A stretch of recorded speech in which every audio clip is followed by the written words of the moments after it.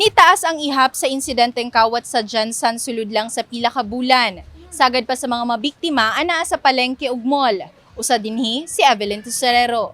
Double amping na gyud kay nabiktimaan ako sa kanang duot-duot gud nga tao. Ang di na nimo mamalayan tungod sa imong kabisi.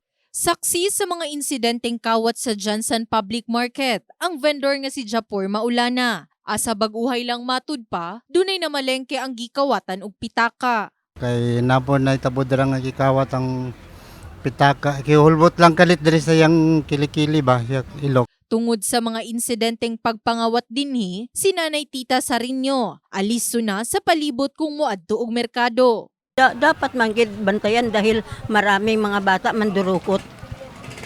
Dinudukutan ka kapag hindi mo alam, sinusundan ka pero nandudukot na yun.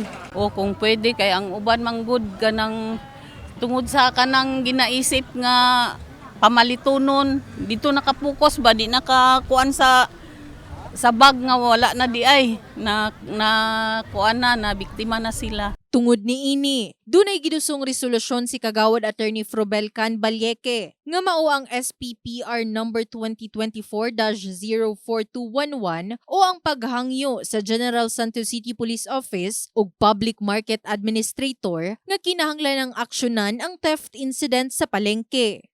Namatay strategic deployment sa atong COP sa lugar.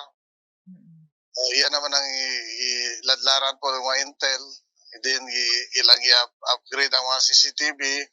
I-coordinate po siya sa mga establishment sa area. So far wala naman po yung reported nga theft cases nga sa Pato Public Market.